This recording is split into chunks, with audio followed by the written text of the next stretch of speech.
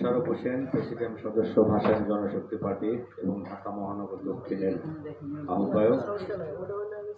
প্রিয় সাথী ও বন্ধুগণ, আমি ইতিপূর্বে ঘোষণায় বলেছিলাম বাংলাদেশের তিনবারের নির্বাচিত প্রধানমন্ত্রী, আপসহীন নেত্রী, কারা নির্যাতিত নেত্রী, এই দক্ষিণ এশিয়ার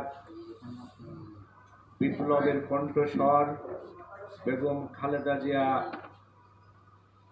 সামান্য কয়েকদিন আগে ইন্তেকাল করেছে।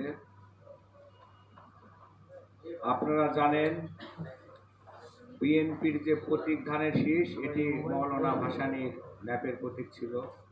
তাদের সাথে আমাদের আত্মার সম্পর্ক রয়ে গেছে। আজকে এই মৌলানা আব্দুল হামিদ খান ভাসানীর প্রত্যাবর্তন দিবসে আমরা বেগম খালেদা জিয়া সহ মৌলানা ভাসানী সহ অনেকের জন্য দোয়া করব। এখন দোয়া পরিচালনা করছেন ভাসানী জনশক্তি পার্টির ধর্ম বিষয়ক সম্পাদক হাফেজ কারি মৌলানা আব্দুল হক। আমি তাকে দোয়া পরিচালনা করার জন্য আমন্ত্রণ জানাচ্ছি।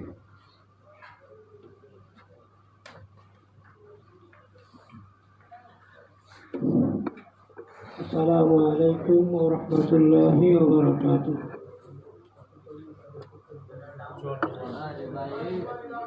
দোয়ার আগে আমি একটু অনুমতি নিতে চাই। দোয়াটা একটু ছোট হইব না বড় হইব? আপনারা কি বলছেন কথাটা? আমি অনুমতি নিতে চাই, দোয়াটা একটু ছোট হইব না বড় হইব?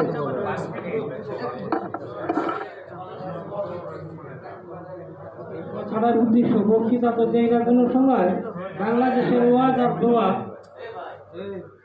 রব্বি হাবলি মিনাস সালিহিন, এইগুলো বলছিল ইব্রাহিম আলাইহিস সালাম, যেটার অর্থ ইমাম সাহেব জানে না, আমিও মনে হয় জানি না। দোয়াটার যে অনুমতিটা চাই আনি না আর কি। আউযু বিল্লাহি মিনাশ শাইতানির রাজীম। বিসমিল্লাহির রহমানির রহিম। ليس عليكم جناح أن تبتغوا فضلا من ربكم فإذا أفضتم من عرفة فاذكروا الله عند المشعر الحرام واذكروه كما هداكم وإن كنتم من قبله لمن الضالين